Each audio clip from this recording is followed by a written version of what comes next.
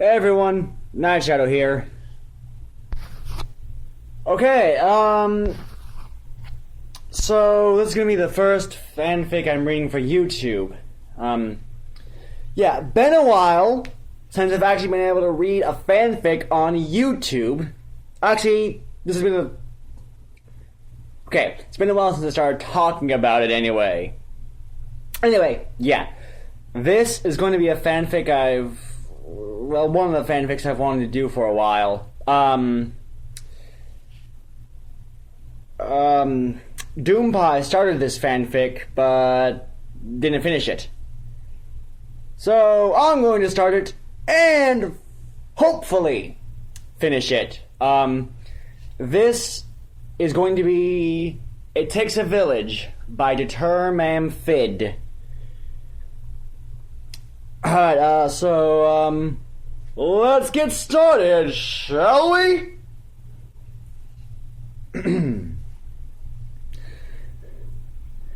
Chapter 1.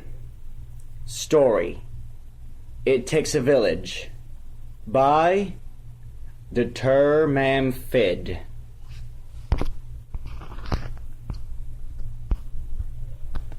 Oops! Spike pulled his tail back between his claws and held his breath as the table skated precariously towards a bookshelf before it teetered to a halt. He let out the breath with a gusty sigh of relief. Nothing broken this time, thanks Celestia. For once. Spike? Twilight's voice floated down the stairs from her room. Not again? Nope, everything's okay this time, promise! He called back up to his foster sister and best friend. He pulled anxiously at his tail a little, eyeing the distance between himself and the bookshelves behind him. He was still finding it hard to judge how much room he required. He could hear Twilight's yawn and the creak of her bread springs as she got up to begin the morning. It was the first day in quite some time that she hadn't woken to find a dragon-created disaster in the library. Yesterday morning, he knocked over all the pans in the kitchen whilst trying to make her some breakfast as an apology, and it had taken half an hour for her eyes to go from stark raving crazy back to normal. Glancing at the shelf behind him again, he debated whether to try to turn around to greet the pony now trotting down the stairs. It was with an unhappy resignation that he decided against it. He'd had too many successive disappointments when it came to his clumsiness lately, and it would surely be a nice surprise for Twilight to enter a catastrophe-free zone for once. He crouched down on the library floor, still holding his tail in with one claw, and tried to bund himself up as tightly as possible. "Morning," Twilight mumbled as she squeezed past him. "Morning," he mumbled back, his eyes darting to the table and then to the floor. She followed the glance to the table, and her lips quirked wryly. "Ah," she said dryly. "Well, it's better than the pans, at least." "I'm sorry," he said meekly, and she rubbed a hoof on his head. "Shh," she soothed. "Twilight," Spike began, but she shook her head. "Just... Spike, it's okay. It's not your fault, just... It's fine, okay? We'll talk about it. But first," she sat around another yawn.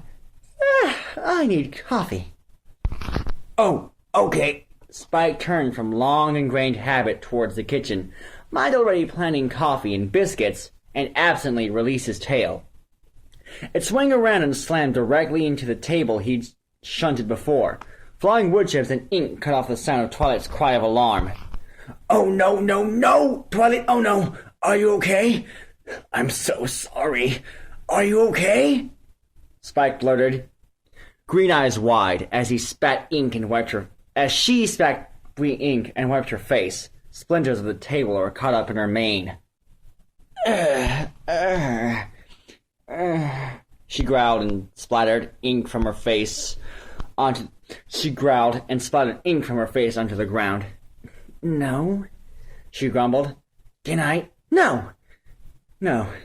You just... She held up her hoof. "Just stay there, okay? I'll wash up, and then we'll go to Sugar Cube Corner. I'll get a coffee there. Have you eaten? He shook his head mutely. Then we'll both eat there, she concluded, or we'll stay outside or something, she added under her breath, and Spike winced. Twilight, he pleaded, and she sighed, raising her stained face up to meet his eyes. I know, Spike, she said, and rested her ink-smeared hoof on his cheek for a moment before squeezing past him again to get to the stairs. Spike sat motionlessly for a while, his heart in his feet. He examined them idly, the broad pads, the thickened claws, and closed his eyes in resignation. Heaving himself to all fours, he looked around him as thoroughly as possible before carefully backing out of the library doors to the main thoroughfare. His spines caught the upper door jamb and scraped a thin groove into it, and he flinched slightly, trying to duck lower. Unfortunately, that caused the scales of his elbows to dig into the sides of the doorframe, and his wings to catch painfully against the wood, rendering it impossible to get out at all. He stifled a scream of frustration, and resigned himself to scraping the upper door jamb rather than tearing the frame out altogether. When he finally squeezed himself out onto the street, he stretched as fully and luxuriously as possible. It had been quite some time since he attempted the door. His back had cramped fiercely from trying to compress his full length, and his legs felt sore and rubbery from constant muscle tension. He shook out his shoulders, feeling the armored scale shift over his shoulder blades and the heavy flop of the spines from side to side. Even his tail seemed to have a kink in it from continuously holding it back. He whipped it lazily to loosen it, before drawing himself up onto his hind legs and balancing with it. Ponyville was quiet this early in the morning. The only ponies he could see about were Ditzy, the mail mare, flitting from house to house like a gray bumblebee, and Mrs. Cake, sweeping out the front of the bakery. He stretched his neck even taller, trying to see over the houses to Sweetapple Acres, where he knew the Apple family always arose with the dawn. Not quite so enough yet, but the tops of the houses were getting ever closer. Whoa, he heard an odd and yet dismayed voice say from below. How are you fitting inside the library at all? Spike looked down gingerly to see a slightly dampened Twilight staring up at him. He said, biting his lip, and then, ow! As his fangs dug into his mouth. Are you okay? She asked him, and he nodded his head sheepishly. Yeah, just forgot about them, he mumbled. Are you okay? I'm really sorry, Twilight. I didn't mean to. I know, she said. I'm fine. It was an accident. Now come on. Breakfast. I still haven't had that coffee, and we need to talk about this. Spike scratched the back of his neck. Can you, back up a bit? I don't want to land on you, and I can't walk into legs anymore. She finished with him before moving to one side of him. Spike allowed his upper body to fall under its own gravity, and there were two distinct booms as his forepaws touched the combed dirt street. He winced at the noise, and looked sidelong at his foster sister. She shook her head in amused resignation. Come on then, big guy. He followed her up the main street, wishing he was still small enough to be carried on her back like the child he was. There wasn't enough food in the whole of Sugar Cube Corner to feed Spike anymore, but the citizens of Ponyville had acknowledged his contributions to the town as a debt to be repaid. Thus, a couple of barrels of apples and vegetables were delivered to the library every few days. Occasionally, a few gems were included in his haul. Spike liked those days. The whole arrangement made him feel inexpressibly guilty about taking food from the village, but Twilight had put her hoof down. It was too early for his food to have been delivered this morning, however, and Spike resigned himself to going hungry after a few hours as Twilight ducked inside the bakery to order her breakfast. She soon reappeared and sighed gustily as she sat down on the stoop, blowing a strand of wet purple-pink mane from out of her eyes. Spike lay down beside her and placed his head over his forepaws, trying to keep his body from out of the main thoroughfare. So, Twilight began in her customary brisk research voice. You don't fit in the library anymore. Spike closed his eyes. The library was home. Home meant the library. I don't want to go away, he muttered rebelliously. Who said anything about that? She sounded genuinely surprised. Then her eyes opened very wide, and her hoof traveled halfway to her mouth. Spike! You didn't think that we'd get rid of you, did you? Well... Spike squirmed against a knot in his throat. She slowly stared at him, her mouth open. I don't... Spike began, but quietened, as Mrs. Cake bustled outside with a serve of banana bread and a mug of coffee. She placed them on the ground beside Twilight and smiled kindly at them both. Good morning, dears, she trilled. My, Spike, I don't see you around very much anymore. How you've grown. Spike could tell that his answering smile was a little sickly, and no doubt a little intimidating now that his adult teeth had grown in. Thanks, he said awkwardly. Yes, I've grown, and that's the problem. Call me if you need anything, dear. Call me if you need anything, dears. Mrs. Cake beamed. Pinky should be in soon. No doubt she'll be thrilled to see you. Thanks. Thanks, Mrs. Cake, Twilight said, her magic scooping up the coffee as the Saucy pony bustled back inside. She took a large gulp before firmly setting it down and leaning forward to glare at him. Spike, how could you think... But... I just... Spike interrupted, rearing back onto his elbows and haunches before settling. Look, I don't want things to change. Nor do I. It just simply isn't working anymore. Twilight sighed. You're growing up, Spike. In another few months, you won't even get to the library doors. We're lucky you've grown longer and bulkier. Otherwise, I doubt you'd have made it outside today without ripping a hole in the wall.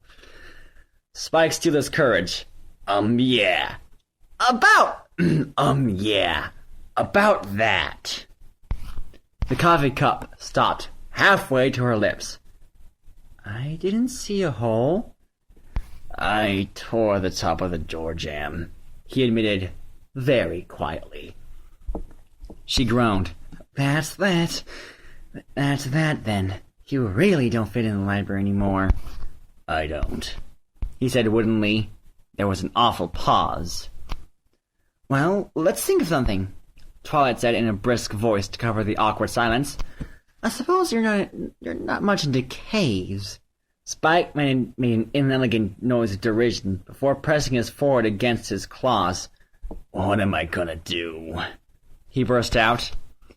Wee, Spike, she corrected him absently, waving away the cloud of smoke that had accompanied his exclamation and taking another sip of her coffee. Perhaps. He swallowed, and then it all seemed to come pouring out of him. His head reared to his full height, his lengthening neck snaking skywards. His claws viciously raked the ground, once in pent-up frustration. Twilight, I hate this! I don't fit anywhere in Ponyville anymore, not just the library. And I'm just going to keep on getting bigger and bigger, and I can't stop breaking things, and I don't even know how to stop. I don't even know how strong I am, and I can't use these stupid things. He flapped his wings once before letting them fall uselessly against the dusty ground by his sides. He could feel his eyes stinging, blinked hard. I'm not good for anything anymore. I can't write because I can't hold a quill. And I can't send messages unless I'm a good 20 pony strides from a wooden structure. And he could feel a hissing tear sliding down his face and rubbed it off hurriedly, lest the boiling water scorch his best friend. Can't even cry, he managed bitterly, and closed his eyes once more. Spike! Spike! Twilight sounded horrified, and her hooves began to smooth down the spines beside his face. I'm a disaster. It's only a matter of time before I hurt some pony. Spike spat through his hitching breath. Maybe I'll hurt them. Bad, Twilight. I don't want to. I don't want to go. I hate this. Oh, Spike! Twilight gasped softly and leaned her head against him. Her whole weight pressed against the feathery scales at his jawline in an attempt to comfort him. It only brought up bittersweet memories of being cradled against her when he was unhappy. Once so much bigger than him. Once so much bigger than him. So much stronger. He tried to get his heaving breath under control. His lower lip quivered against his wicked teeth as he slumped to the ground in misery. I'm dangerous, he said dully, as his lung burned, and burned with more than green fire. Only a matter of time, and I'll be asked to leave. Shh, Twilight implored in a whisper. Spike, please, it's okay. Shh, it's okay. It's not okay, he grated. How can you say that? This is my home, and I don't fit. It is okay, she insisted, or it will be. Why didn't you tell me this earlier? Why didn't you tell me you felt like this? Spike opened one eye to give her a sardonic glare. Right, she smiled weakly. The, leaving thing. Right. But Spike, we love you. I love you. I never asked you to leave. Number one assistant, remember? Number one in not being able to do anything, Spike said, and then flinched as Twilight's hoof batted his cheek. Now stop that, mister, she said sternly before relenting and holding his head as close as she could, carefully avoiding his smoking nostrils and brimming boiling eyes. I never asked you to leave. I'd do whatever I needed to do to keep you here, little brother. My great, big little brother. She chuckled sadly and stroked his crested scales on top of his head. He sniffled another sob and sniffed. He stifled another sob and sniffed noisily, desperate not to let his tears slide onto her. She leaned back to regard him, and her face grew affectionate and rueful. Oh, look at you, she continued softly, fondly. We forget how young you are, don't we? You're still just a kid, considering how large dragons grow and how long they live. Shh, that's it. It's okay. Twilight, it's not okay, he insisted, his tone anguished. Didn't you hear me? I can't do anything anymore. All I do is break things and eat other people's food. Didn't you hear me? I said whatever I needed to do, Twilight retorted, sitting up straight and eyeing him almost challengingly. Her horn flared, and her saddlebag opened to permit her notepad and quill to float before her. She nodded at her lip for a moment before nodding. What are you? Spike began, but Twilight was already beginning to write. First things first, she said in a businesslike tone, though her eyes were a little too shiny for it to be convincing. It'd have to be near the library. We've got nothing behind the tree, so that's a start. You're likely to end up roughly 5 times the size you are now, and that's not including wingspan or your adult tail length. Let's see. And room enough to turn around. Yes, that feels easily big enough. What is? Big enough for what? Spike asked, bemused. His unhappiness was still twisting in his belly and shrieking in his ears, but Twilight's behavior was throwing him utterly off balance. We'll make you a house, she said matter-of-factly. Not wooden, obviously. Stone would be better for you. It would have to be big enough for you to be comfortable, even when you're fully grown. Oh, there's a thought. What if you decide to have a horde one day, or a mate? Nope. Nope, better be twice that size. She ducked her head as the magic-infused quill began to scribble furiously once more. Horde? Mate?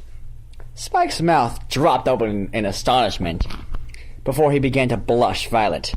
Words were lining up in his brain, ready to be spoken. Words of protest, of embarrassment, of gratitude. But he was too stunned to give them voice. His jaw simply worked uselessly as he stared at Twilight. She squinted at the paper.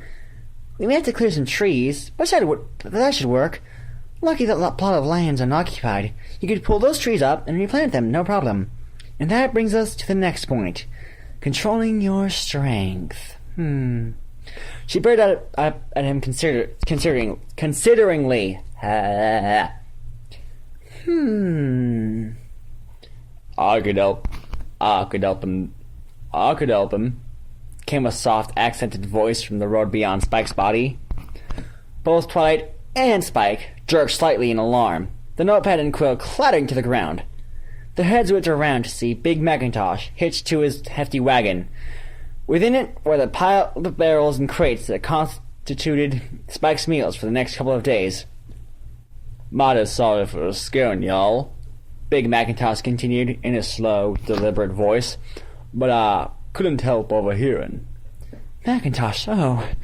Twilight blew out a breath of relief, before her ears perked forward. You can help? You can help? Would you?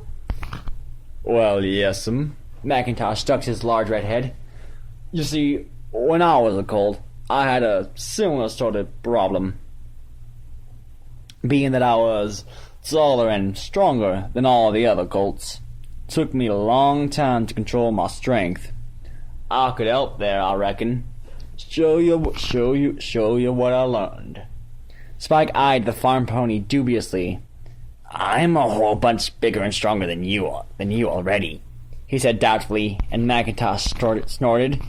You ain't more stubborn, though, he said. That's a given. You're related to Applejack. Spike said. All these shocks are making him blunt, he realized dimly. Twilight tisked, even as she lifted a hoof to cover her smile. Manners, mister, she scolded before her face grew serious. It's up to you, Spike. Your decision.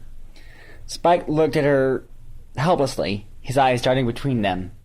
He managed. Oh, I can help too.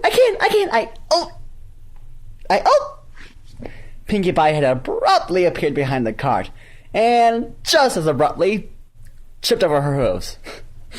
She stumbled awkwardly to land in a candy floss pile at Spike's feet, her legs in an interestingly complicated jumble. What am I helping with? She asked dazedly. Pinkie. Spike began as Spike tried to prop the potty pony up again. Damn you, phone text message thing!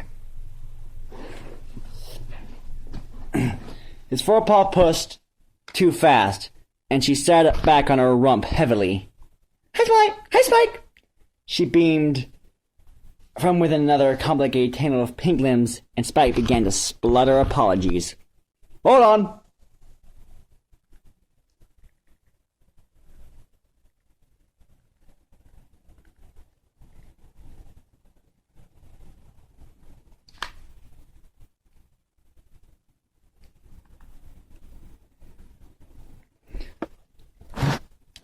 You see, you're moving too fast, Macintosh said critically. Can't do that when you got some size on you.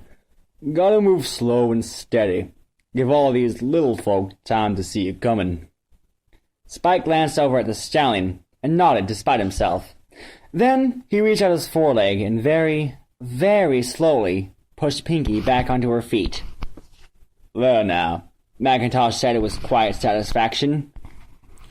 Spike looked at his forepaw, at the long, curved paws and the large pads, and then the knowingly grinning Pinkie Pie. Huh, he said blankly. So that's a yes? Twilight pressed him, and Spike swallowed, before simply nodding once more. She gave him her most brilliant smile, before the notepad and quill floated before her again. So for strength training, Big Macintosh, Sandy's okay? She smiled her thanks to the red pony, who gave a slow smile back as he began to unhitch himself from the wagon. Yup. Sunday morning be fine with me, Miss Twilight.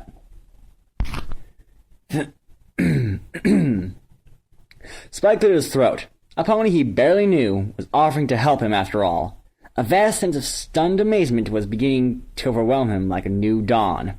Thank you. Thank you. I wouldn't be thanking me just yet.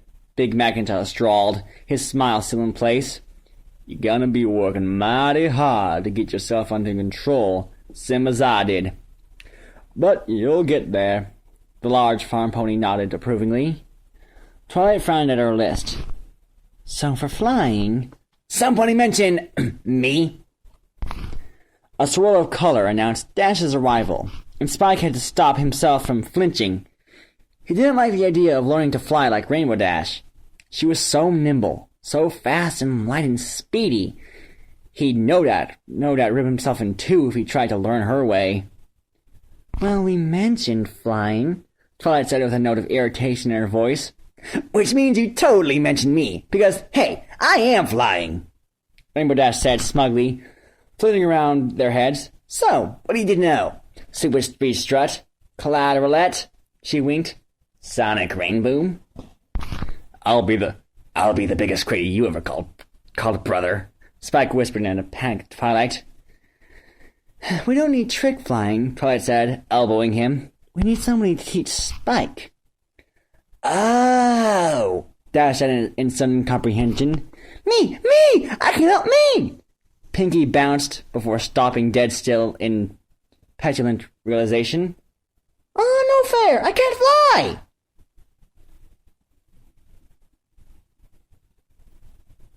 Pinky, I appreciate the offer, murmured Spike. Hey, I'll help you out, said Rainbow Dash, settling on the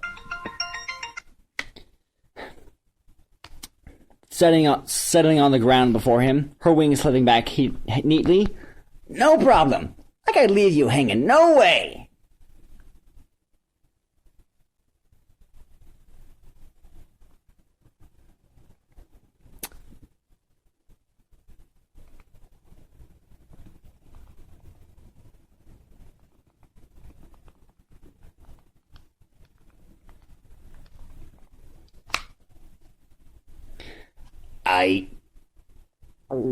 Spike gulped. I can't do all the stuff you can, Rainbow Dash. So, can you just teach me to fly? No. Trick stuff. I mean, I'd make a really big mess if I hit the ground, so... You got it, she grinned. Easy peasy kitty stuff, I promise. Nothing like the crazy stuff you teach, Scootaloo. Cross my heart and hope to fly, Rainbow Dash said solemnly. Pinky gasped in outrage that Dash didn't finish the Pinkie Pie swear, and so continued with the rest of the actions herself. You are gonna love it, Dash continued enthusiastically. You are going to love it. I don't do a good Dash voice. Bear with me. Just you wait. When you're up there, the wind in your mane, the current under your wings, the whole sky is yours to own. Ow! My throat is hurting from talking in so many voices. I shall be right back as I get water.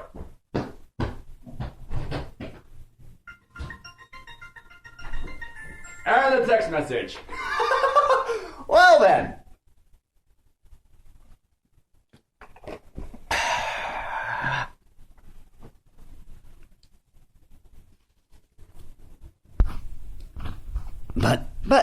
But Spike doesn't have a mane. Pinky tipped her head, squinting at him.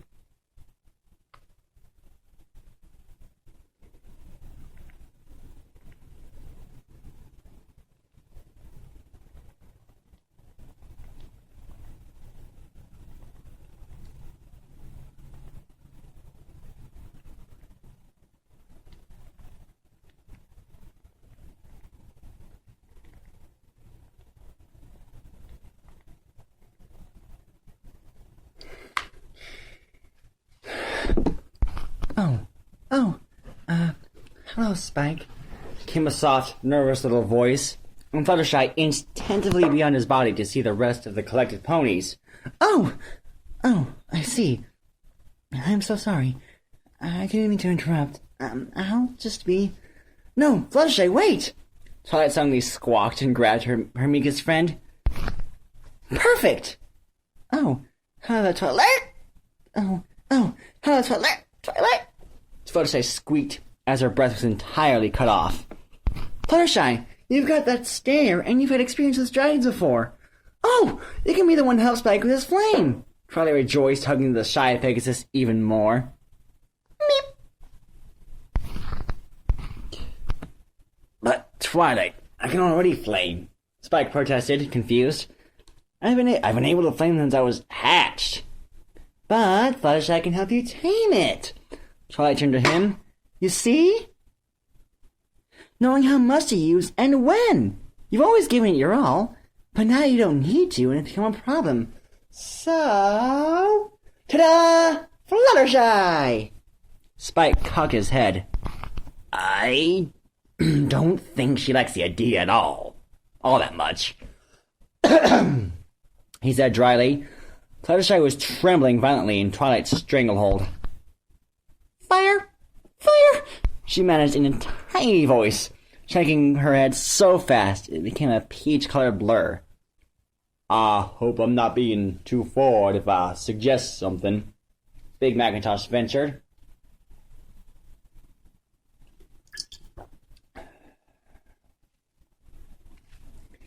Pinkie furrowed her brow, for her face lit up with utter glee. Oh, me too! No, Pinkie, no parties just yet, Spike said impatiently. Go ahead, Mr. Apple. Macintosh looked amused. Call me Big Macintosh. Hell, everybody else does. How's about Miss Fluttershy takes these fine lessons after I've done the strength lessons?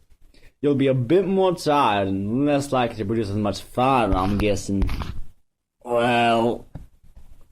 Spike shrugged up his face. I guess. I don't really know, to be honest.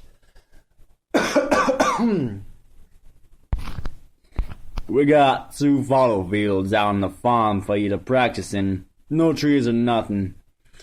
You stay behind him. You should be as safe as houses. And might I say, AJ'd be a right help on this too. Her aim and concentration when it comes to rope work are second to none, after all. Might be that translates over to dragonfly lessons too, leastways the part about hidden targets. That'd be fantastic! Spike exclaimed, that overwhelming sensation beginning to fill him up again. Fluttershy, would you please? I'll have to double check right away. Wow, to be able to control my flame, that'd be... Now he's excited. Twilight shook her head. Boys. Alright, I shall be right back one more time. As I make some more water. Wait! Actually, I don't need to make more water. Hold up. There it is!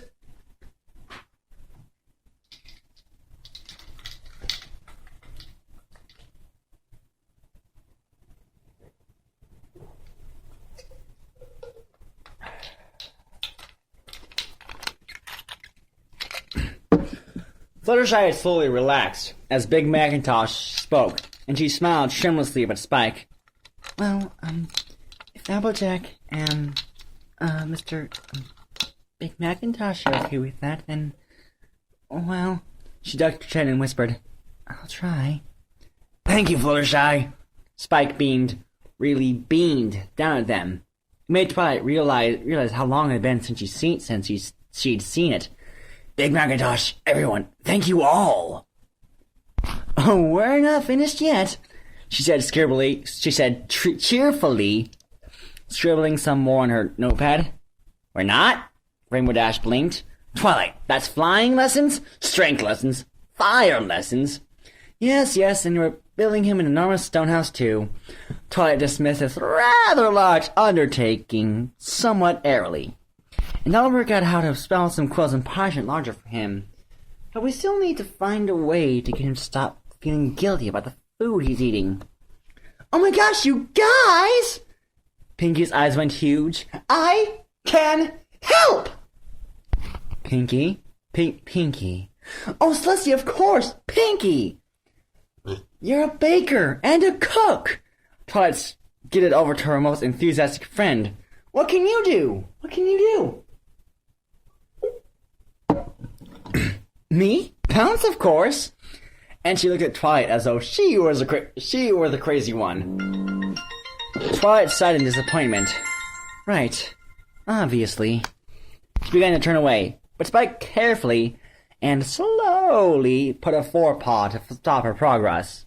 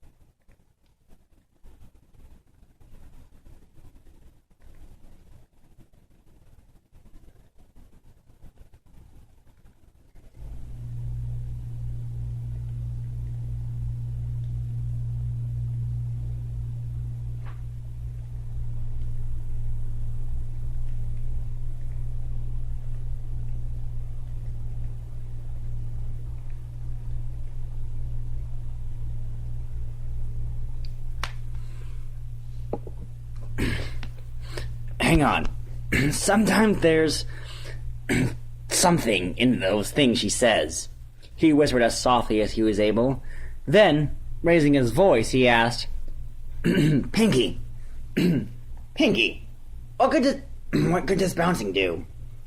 She rolled her eyes. Silly Billy Dilly Dragon, it's good when I bounce because it's super duper fun. Well, it's good when you bounce because all the apples will fall off the trees just like that. Shoot, she's right, Big Macintosh said and started surprised. Get him jumping in the orchard and apple bugging season will last a day, tops. And with your fancy new fire skills, you could rosy-toasty them all up. Pinky shrugged. Big Macintosh choked, and then stared up at Spike in amazement. That'd save us 3 weeks when autumn rolls around, he said in an odd voice. So what now? And where you been? Applejack's strident tones demanded, and the farm boy in question came storming up to her brother and poked him in his massive chest with one hoof. You were supposed to come back and take Apple and her friends to school. Well, if I mugged out the pigs, you lazy varmint. You know I can't stand all that teenager talk first thing in the morning and Applejack's tirade was cut off with her brother's great shaggy hoof, hooked her close and dragged her over to Pinky, speaking faster than any pony that had ever heard him speak. AJ, you gotta hear this. Miss Bass got her some ideas that are gonna get Granny that new it. Big Macintosh grabbed his little sister's head and turned her to face Pinky. Listen to all this. Pinky gave him her shiniest smile. Oh, I'm just getting started. Ready can magic up one of his claws so he can find his own jewels to munchy crunch on, and I could ask him to roast all the coffee beans in the whole shop, which would be one heck of a selling point, and then take a great big dragon.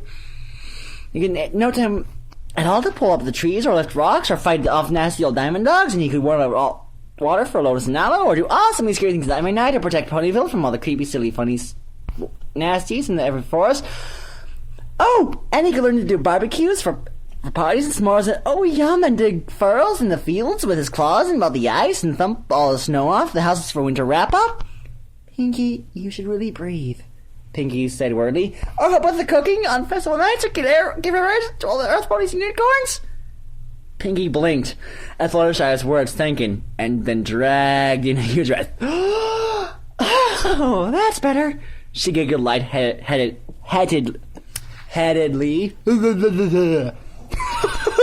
Sorry, my tongue just doesn't like working sometimes.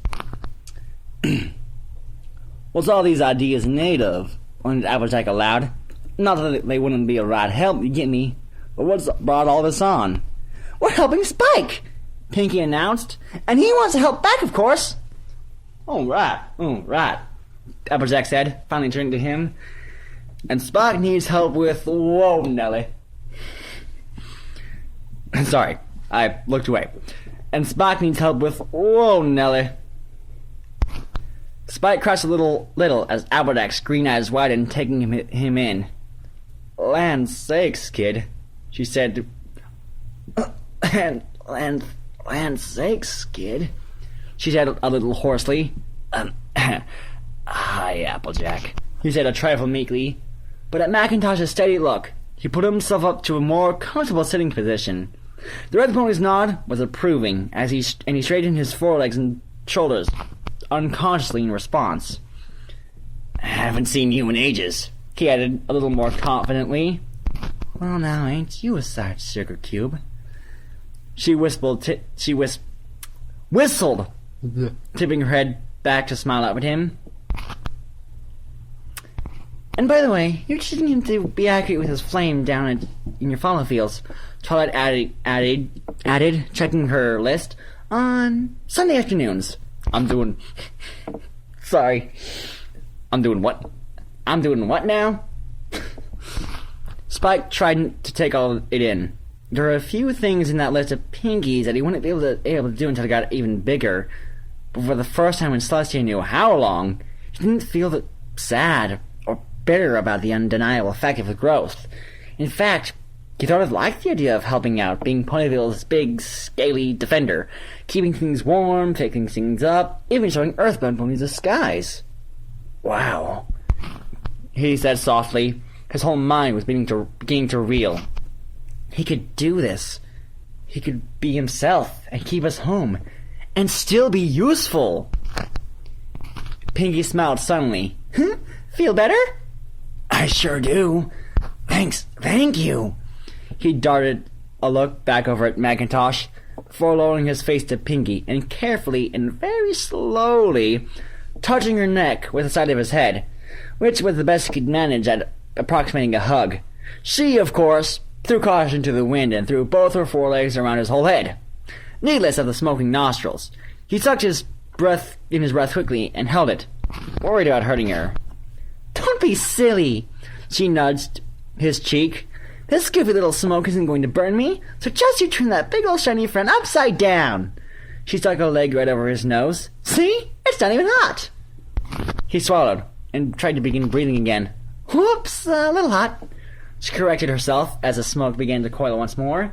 But knowing you're burning hot, she said firmly. So quit your worry-warding. Sheesh, like you heard any pony. The whole idea is to make you want to laugh. Sorry, that was my laugh, not hers. She crossed her eyes and blew a loud raspberry and yanked his head down into a hug again. The lump in Spike's throat was now a boulder. His body was gently trembling with suppressed emotion. He felt a shy touch of Fluttershy's hoof on his neck, until it was stroking his crest spines once more. Rainbow was prodding idly at the fan's scale at his jaw, intrigued at their aerodynamic shape. Applejack gave his shoulder a hearty clap, and Macintosh even nudged his side in encouragement. They weren't afraid, and they weren't abandoning him. His brain was clamoring, different reactions, tugging him in different directions. He barely knew what to think. He could really do it. He could stay and be a dragon among ponies. He really, really could. He closed his eyes and relaxed into the acceptance of his friends. Rainbow Dash's voice broke his reverie. We're really gonna build him a house? She asked plaintively. I wonder where we're going to get that much rock.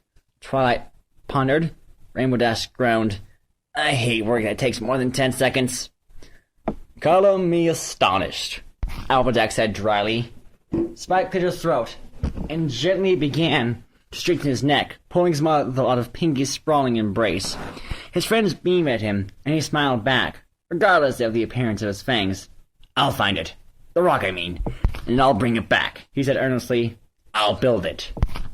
At their dubious, in some cases, challenging expressions, his smile grew a little bashful. Could use some help, though.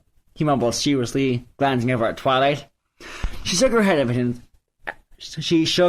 at him, smiling, her eyes still faintly shaded with her concern. "Worse than Applejack, you are." She nudged him affectionately. He gave her a giddy grin, feeling lighter than air. He really needed a flying lesson at all. "Hey, Pinky, I like the idea of enchanting one of my claws to find jewels. You got so many good ideas. I can't wait to hear the rest." He burbled enthusiastically. She laughed as she began to bounce. "Only had to ask. Oh, and wait till you hear my ideas for your shed skins." "Somebody mentioned Spike needing jewels," said a beloved voice.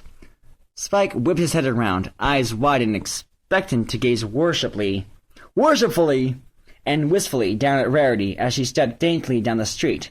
"Why, darling, you should have said they weren't enough." Spike blinked. "They? You mean you didn't find them?" Rarity's long-lashed eyes snapped in annoyance. Oh, if I find that some pony's been stealing good fruit from you, fruit I personally gathered with my very own hooves, and very nobly and very selflessly did not use my new spring collection for hoity-toity, they will rue the day. They will regret their existence. They will curse the moment they ever crossed the one, the only, Rarity the unicorn. You left them for me? With my food?" Spike was beginning to feel a little dizzy. It was too much. "Uh-oh," he heard from Pinky's direction. Twitchy chill, he's gonna fall!" He's fine. Let him," said Dash's voice. "We're all on the other side of him now." Spike stared at lovely, tiny Rarity. She was all the way down there. "Thanks," he replied, said a little dopely. "I really appreciated it. Never knew it was." He slumped to the ground, right in the middle of the street. "Darling? Oh, the poor dear. It must have been simply too much. I have been known to have that effect. On occasion. One of the burdens I must bear. Should I put a wet cloth on his forehead? Perhaps a wet towel, yes." Rarity's voice sounded rather far away. Here you are, Spike," came Fluttershy's soothing tones, and something cold was laid against his head. "Just sleep here. It's nice and warm in the sun." Twilight, he managed, and felt a familiar hoof press his face before a purple blur swam into his vision. I'm here, you silly dragon," her voice said gently. "What did I tell you? It's going to be okay." The last thing Spike heard before drifting off into the black fuzziness with Applejack demanding, "Why in the hay has this sounding never gone on a dragon friend before? And why in the hay have I spent all them years bucking apples when he can do the work of the 20 ponies by dancing along with Pinkie Pie?" Chapter's not over yet. Okay, this last part, I'm not going to speak in Spike's voice because it hurts my voice like hell to do that. Oi! Dear Princess Celestia, sorry for the claw writing. It's Spike. So I suggested I try writing a letter to you now that I'm getting used to using a quill again. I've been having a pretty difficult time lately. I haven't seen you for a couple of years, so I don't know if you're aware of how much I've grown. I don't live in the library anymore. Actually, the only building in Ponyville I can get into now is the barn at Sweet Apple Acres. I'm sorry about the size of the letter. Maybe you can magic it smaller? Anyway, I was getting really sad, and I thought that because I was getting so big, I'd have to leave Twilight, Ponyville, and all my friends. I was trying so hard to hide how big I was, and it wasn't working. Wow, you should have seen some of the messes I made in the library. A few days ago, I learned some things about friendship. I learned that a friend is a friend, no matter how different, how big, or small, or scaly, or pony-shaped they are. I learned that even if you think you're useless, sometimes it takes a friend, or a few, to point out what you can do. And I learned that change doesn't always mean the end of everything.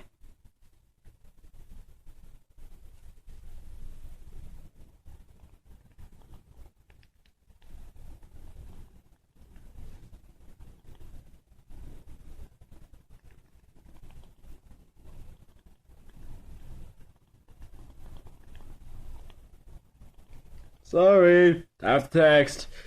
Something's really bad going on with my girlfriend's friend, and yeah, I'm trying to console her while trying to finish the fanfic at the exact same time. So, bear with me for now.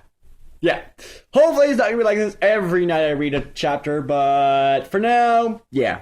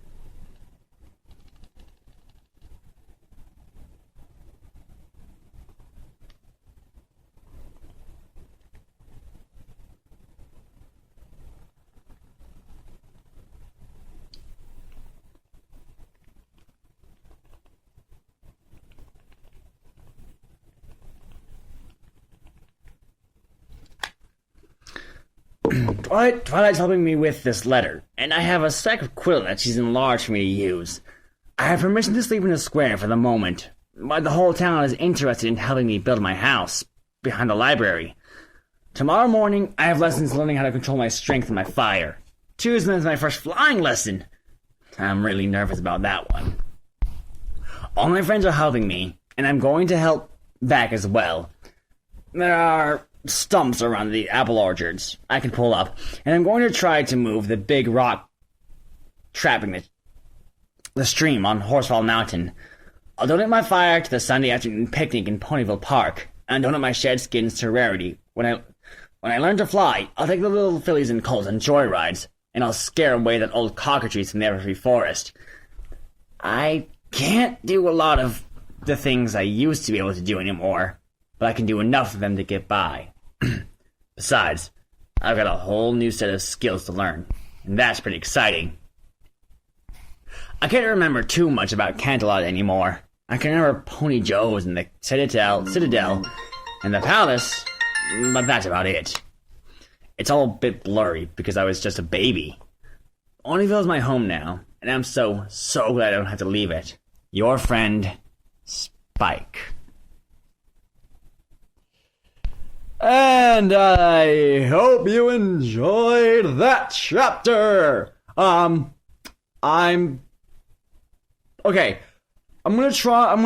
thinking about doing this updating it once a week. Leave a comment below if you think I should do it once or twice a week. So that way, whatever I get the most votes for, I'll do it once or twice a week. So, yeah. Or I may just post a link in the description with the story I'm reading. Of course, gotta do that. Yeah, I might post a link to in the description for a poll question at that one site. Anyway, yeah. Hope you enjoyed this chapter, and leave a like, leave a comment, and subscribe if you want to see more. So, yeah. Night Shadow signing off for now. See ya!